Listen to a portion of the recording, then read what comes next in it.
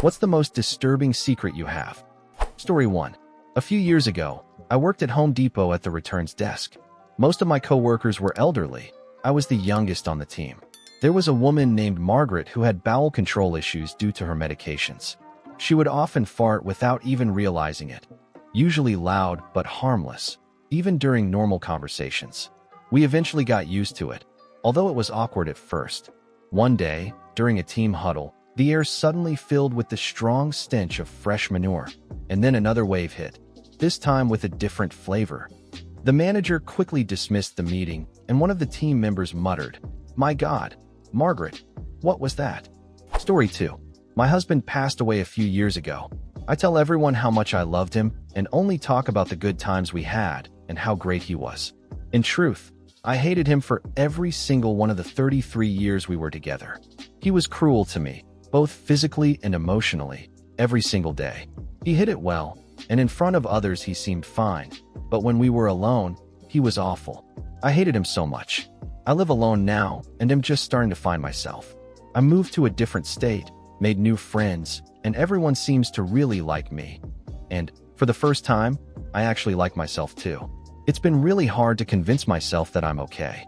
I've never said any of this out loud before. I feel guilty that I'm happy he's gone. Story 3. So, my wife makes great biscuits and gravy. Like, really good. I never liked biscuits and gravy before we got married. Maybe I just never had a good version? Maybe my taste buds changed? All of our kids love her biscuits and gravy too. She's a damn good cook, so there's that. Over the years, I've had other versions of biscuits and gravy, with mixed reactions.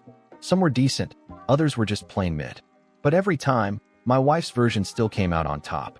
One day, a friend of mine and his wife came over to hang out, and he offered to cook dinner for us. He said he was going to make biscuits and gravy.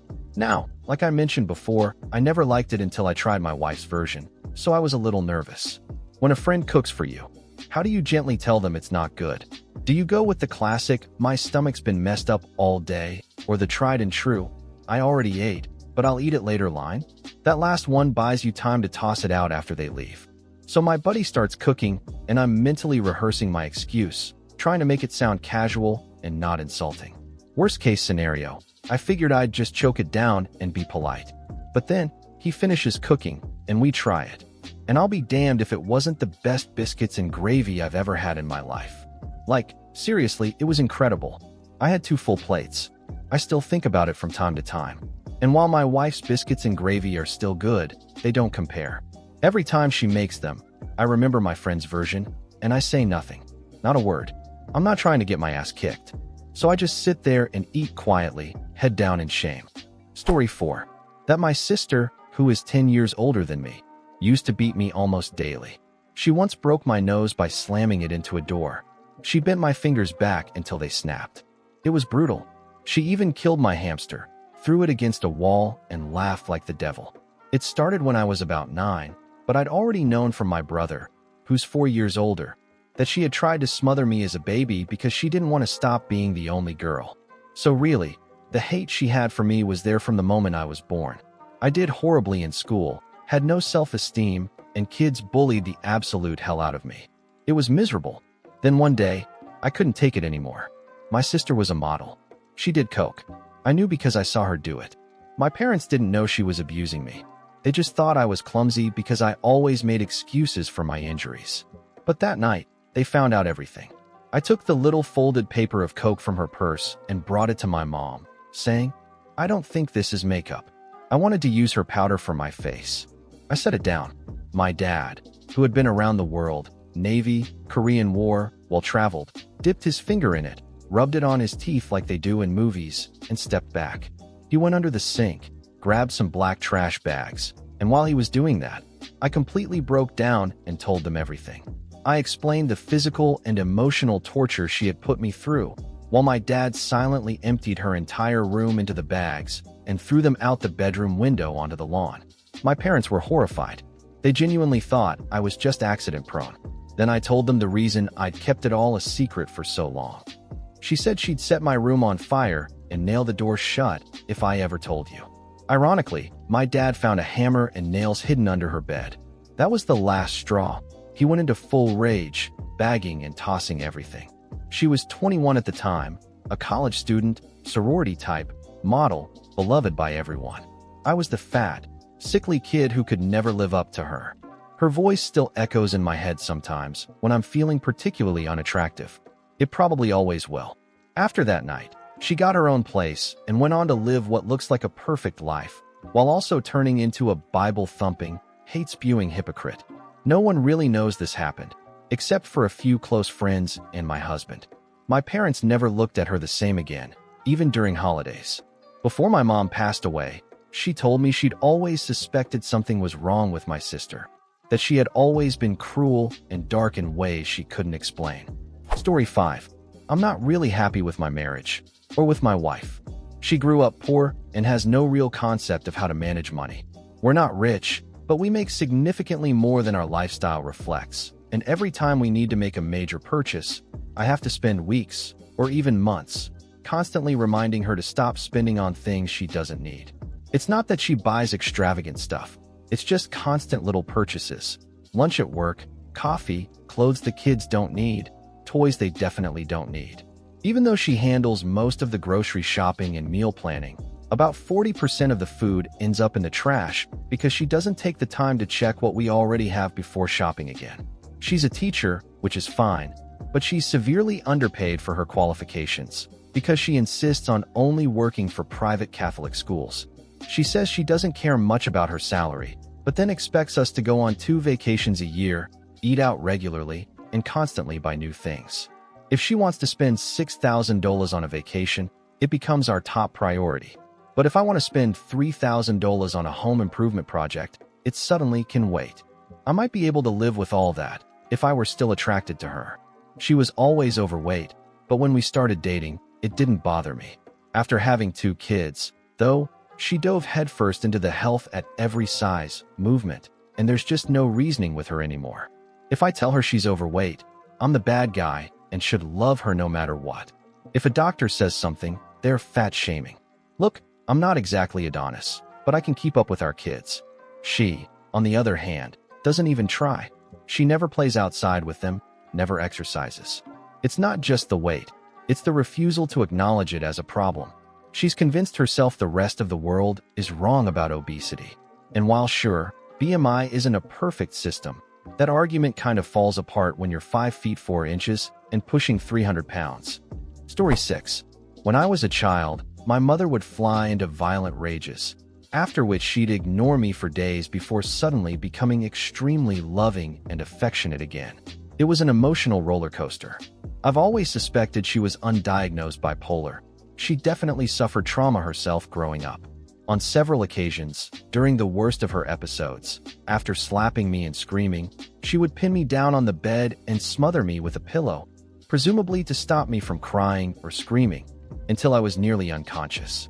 I remember feeling like I was going to die, and those moments have left a deep, lasting impact.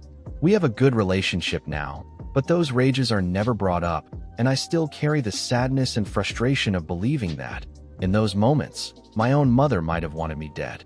I now work in education with children and have received extensive training in child protection. That training helped me recognize that aspects of my own childhood were deeply wrong, and that if a child in my care experienced the same things, social services would absolutely be involved. That realization is frustrating in itself. No one noticed I was suffering when I was younger.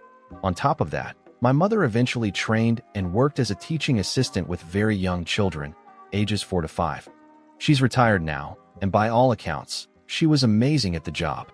But that frustrates me too, because I wish she had shown me that same level of care and attention. She would have received similar child protection training to what I did, and I often wonder if it ever made her reflect on how she treated me growing up. Story 7. For an entire year in middle school, I was groped by a former friend and classmate. During swim practice, he grabbed my waist while I was wearing a tight one-piece swimsuit and pulled me up against him. When I told him to stop, he just said, "Stop what? I'm not touching you." I couldn't yell because the instructor was speaking at the time. I ended up crying as I swam my next laps. That wasn't the first time he had touched me inappropriately, but it's the first time I remember clearly. I threatened to report him to the school administration if he didn't stop, but I never actually followed through. Things escalated to the point where I had to run to the school band room to hide from him. He'd still try to follow me in. The next year, I found out he had done the same thing to at least 3 other girls.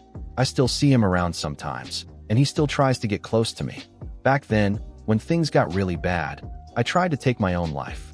I lived in constant fear of him at school. I never told my mom. I didn't want her to look at me differently. To this day, only about 4 friends in real life know what happened. Story 8. I won't share my most disturbing secret on my main account, but I will share something about myself that only a few people know. I regret how boring my life has been so far. For context, I'm a straight man in my early 30s. I never had a high school girlfriend.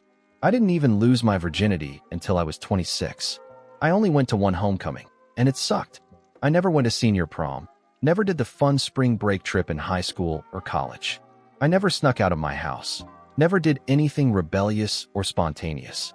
I've never had one of those young, wild, and free nights. I never studied abroad. I've never even been able to afford to leave the country. I've never lived in a big city with roommates during my 20s. It's not like I've done nothing. I've taught high school, worked a variety of jobs, traveled around the US, gone to parties, though I never really let loose at them, and even played sports. But I've always been close to my family, and the idea of moving away from my hometown terrified me. Because of that, I've never had a true, carefree adventure, and deep down, I feel like I'm missing out on life. I know this probably doesn't compare to what others have shared here, but sometimes I lie awake at night thinking about it, about how I'll never be able to go back in time and do those things. And it honestly makes me really, deeply sad. Story 9. Sometimes, when I'm having a really bad mental health day, I imagine killing people who are annoying me in incredibly violent ways. To be clear, I would never actually do it. I don't believe I have the right to decide who lives or dies, especially not just because I'm having a rough day. But still, I've imagined awful customers being torn apart by machinery, stabbing someone with a pen, crashing into people who don't use their turn signals, even feeding neglectful pet owners to wild animals. The scenarios play out in my head with unsettling realism, down to the blood spatter, the smells, the sounds. I used to work as an undertaker on coroner's contracts, so unfortunately, I know what all of that is actually like. Again, I need to stress, I would never hurt anyone. Truthfully, if I were to hurt anyone, it would be myself before anyone else. But for some reason, imagining those moments, like seeing some jerk who won't signal at a roundabout getting smashed into the steering wheel, bones snapping, it helps. I don't know why, but it calms me down. Story 10. First off, excellent thread, everyone. Okay, here goes. About 8 years ago, my dad passed away suddenly, and I had to drive 1,800 miles back home to handle the arrangements. During that drive, I was overwhelmed, heartbroken, angry, just emotionally wrecked. At one point, I stopped for gas at a station just outside of Washington, D.C., and I noticed a guy staring at me inside the store. I paid for my gas and walked out. While I was pumping, he came over and struck up a conversation. A total stranger. He slipped me his number, and we both went our separate ways.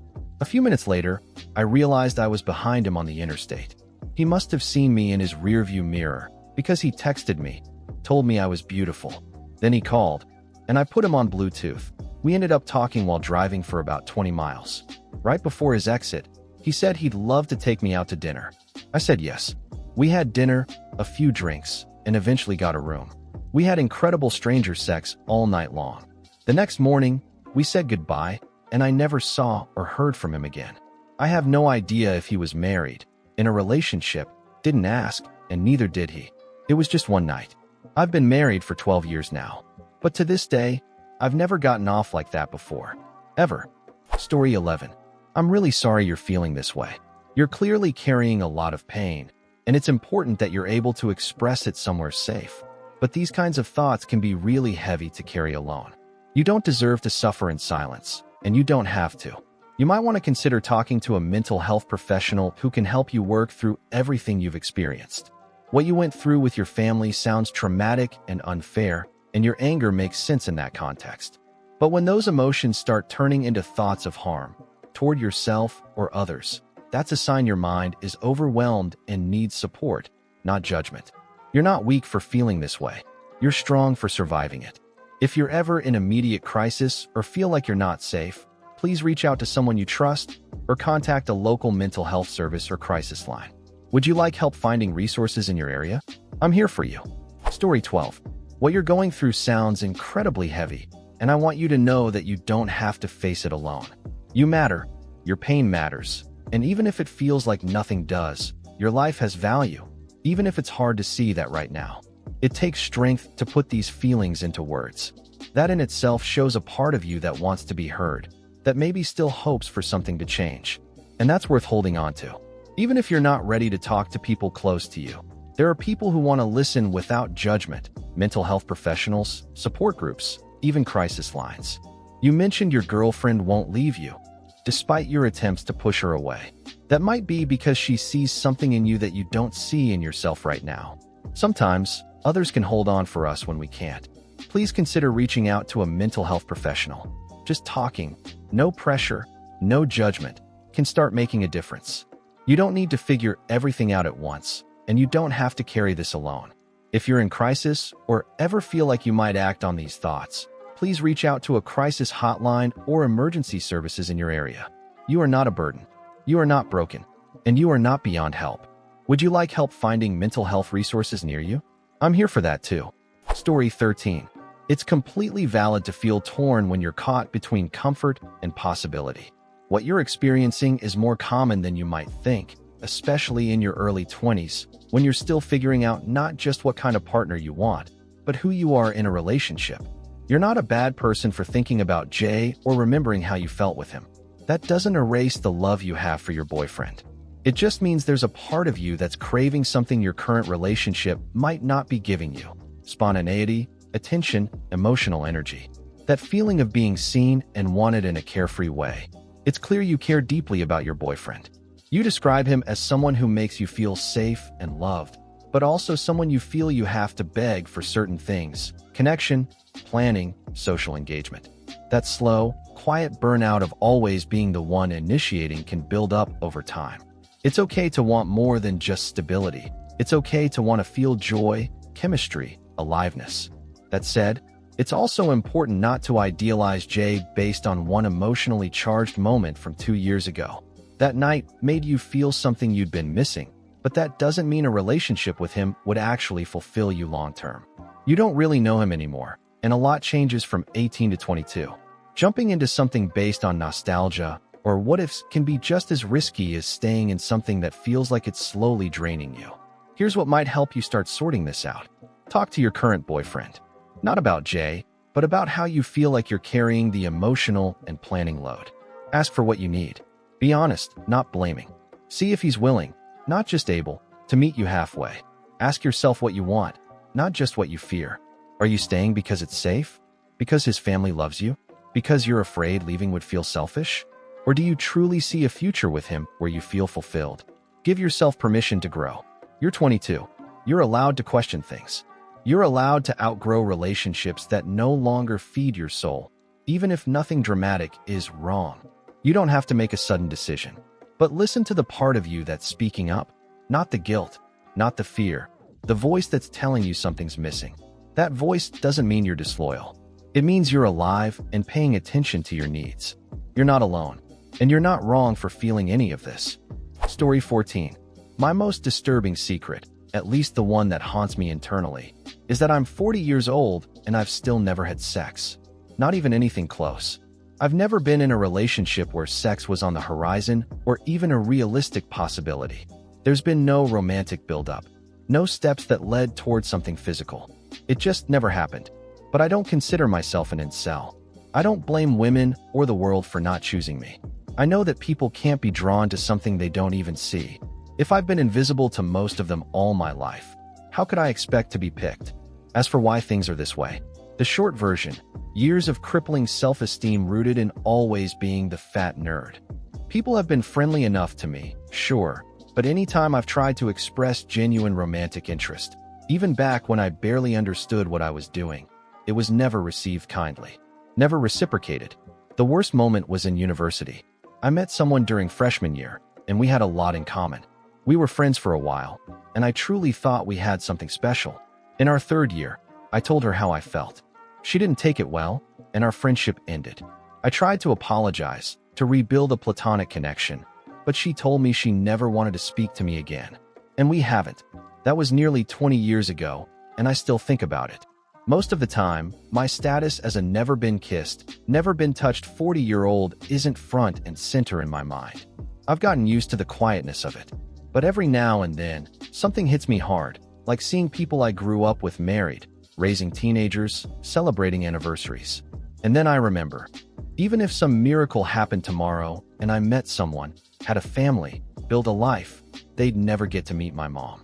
She died over 15 years ago. I don't know if I'll ever get to have that kind of life. But even if I do, it'll always carry the weight of all the years I spent waiting and all the moments I missed. Story 15. I genuinely worry that I'm incapable of true love. Or maybe it's monogamous love. Or maybe I just don't know how to identify what I'm feeling. I honestly don't know. What I do know is that since I was 15, I've only been in long-term relationships. Minimum 1 year, the longest was 5. I've been in 5 relationships total, and they've all ended the same way, except maybe this one. I stay with someone for a long time, genuinely believe I'll marry them, and then, almost overnight, the feelings just vanish. I've broken up with every person I've ever loved. I've never been dumped. I always leave first. I'm in another relationship now. It's been a year and a half. A few months ago, we broke up briefly. My therapist later helped me understand I was likely going through a bit of a manic episode. It was the only ugly breakup I've ever had. We both ended up sleeping with other people, hit rock bottom, and eventually got back in touch. We each started seeing therapists, had a lot of hard conversations, and eventually got back together. It's been great since then, really great. But almost every day, there's this creeping fear that I'm going to repeat the same pattern, that the feelings will suddenly leave me again, that I'll hurt him, that I'll hurt myself. I'm scared of not being able to trust my own brain. I don't know how to stop questioning myself. I don't need advice. Therapy's helping with that. I just never say this out loud to anyone. Story 16. Growing up, I had a best friend who lived next door. She was 2 years younger than me, and her family situation was chaotic to say the least. But we hung out constantly. When I was 8, her dad went to prison for 20 years because he was on America's Most Wanted. One of our neighbors called it in. I won't go into detail, but it was for child-related crimes and violence. The man had stolen a dead person's identity and was basically living an entire second life. He and my friend's mom had 4 kids together before he got caught. I remember being questioned by detectives and news people when it happened. I was young, too young to really understand the weight of it. Fast forward to the COVID lockdowns, and after being in the house for so long, not drinking, and cutting back on weed, I suddenly remembered something I'd clearly blocked out. A creepy moment when he made me and my friend bathe together in front of him. It's wild what the brain does to protect itself, because I actually have a really sharp memory overall, but that had just vanished. Until it didn't. That's probably my most disturbing secret. I've never even told my close-knit group of online girlfriends, even though they're super supportive. I guess it feels too heavy and out of respect for my friend. We're still somewhat connected through mutual friends, and it's hard not to think about what he might have done to her when I wasn't around. It makes my stomach turn. He's out of prison now. And the scariest part? I only ever knew him by his fake name. Story 17. I've had persistent depressive disorder for as long as I can remember, along with a long list of other mental illnesses, and I just can't imagine what a happy life would look like, no matter how hard I try. I've gone through therapy, tried different medications, explored every kind of self-help imaginable. I've done it all, over and over again. Each time I try something new, the inevitable failure just stings more than the last, though now, I don't even let myself hope in the first place. I tell other people things like, where there's life, there's hope, and it's always worth trying. And honestly, I play the role of the endlessly hopeful, supportive friend really well. But none of it's for me. I don't believe a word of it when it comes to myself. It's all just a performance at this point. I've gotten used to the idea that not everyone is meant to be happy. I've accepted that I'm probably one of those people. Statistically speaking, someone has to be, right? I understand, cognitively, that this mindset is self-perpetuating. I know there are treatments for these kinds of things, that people do get better. But after years of letting myself hope and being crushed every single time, I'm just tired. Too tired to keep chasing a feeling I'm not sure exists for me. It's not that I think about ending things much anymore. Not because I want to live, and not even entirely because of how it would affect others, though that's part of it. Mostly, I just don't care enough. The weight of existence is there, always, but the urgency is gone. It's more like a dull, constant ache than a sharp pain now. I think what scares me most is the idea that one day I'll wake up and it'll be 30 years later, if I even make it that far, and I still won't know what I'm doing here. I keep thinking something's gotta give, but the truth is, maybe it doesn't. Story 18. I fathered a child with my cousin's girlfriend. They had been trying to get pregnant for years, 4, to be exact, and it just wasn't happening.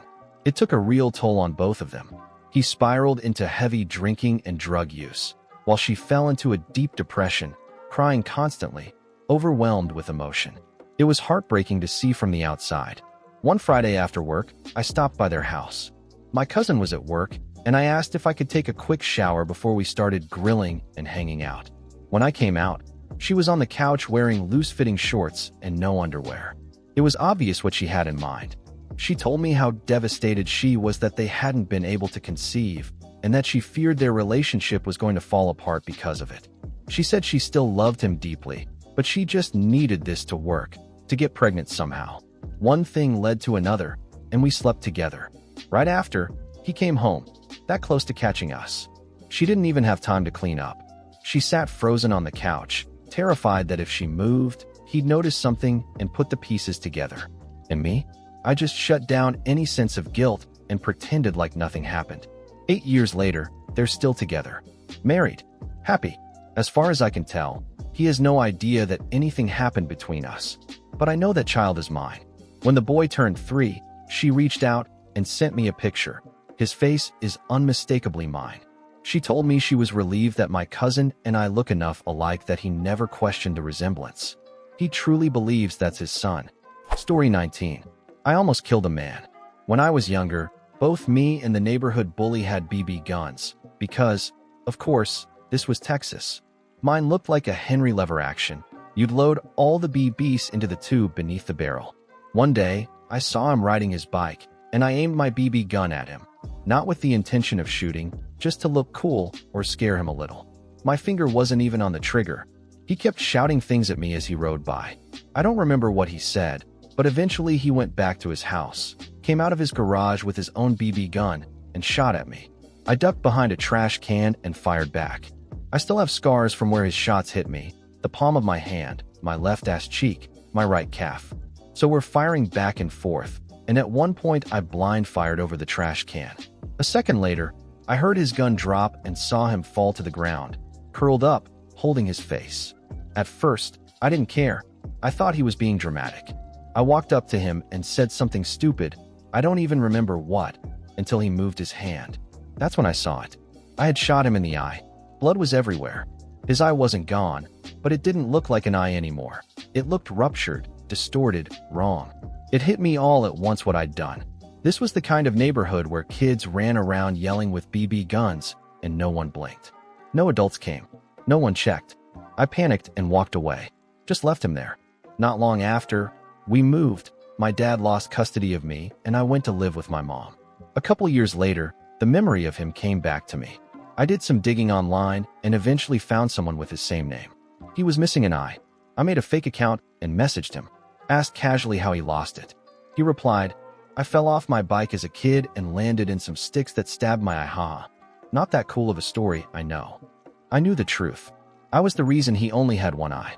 Eventually, I added him with my real account. And surprisingly, we actually became really good friends. He's a successful banker now. And me? I work at a tire shop. Funny how life works. Story 20. I feel like there's an illusion of control over who I am. On the surface, I seem extremely empathetic. I don't hesitate to help people, strangers, friends, whoever needs something. And people pick up on that. It's part of the image I carry, and honestly, it's not fake. But underneath that, there's something else entirely. Something harder to admit. The truth is, sometimes I realize I don't actually care what happens to the people closest to me, as long as it doesn't directly affect me. I've been told awful news about people I know, like a friend getting into a life-changing accident, and I've felt nothing. No sadness, no shock, just nothing. Once, I even smiled when someone told me that same friend had been paralyzed. It wasn't joy, it was a nervous response. But still, the disconnect was jarring. I still haven't processed it. I don't think I ever will. Instead of staying in touch or checking in, I just ghosted everyone involved. I figured it would hurt more for me to pop in randomly than to disappear completely. Better to become a ghost in their memory than an occasional reminder of someone who doesn't really feel anything. I've noticed I judge people, how much I talk to them, tolerate them, care about them, based on what they look like or what they can offer me. That includes friends. It's unsettling how easy it is for people to offer me help, pay for things, or be there for me, when I rarely offer the same unless they explicitly ask. I've wondered if I have BPD. I've wondered if I'm on the spectrum. But if I were autistic, would I still lack this kind of empathy? It's startling, honestly, how everything seems to revolve around me. How I can't really process sadness. Even when my parents were facing something serious, brain surgery, I only cried once, and I was drunk. I don't know what that says about me. I feel like an enigma. I chase looks, both in myself and others. I stay surface level because I don't know how to go deeper. I don't know what's missing or what's broken, but I know something's not right. At what point does being numb, selfish, disconnected, whatever this is, just make me weird? Or worse, I don't even know what I'm chasing. If you enjoyed the video, don't forget to leave a like and subscribe, activate the notification bell, and share a similar story or anything you'd like to say in the comments. See you next time.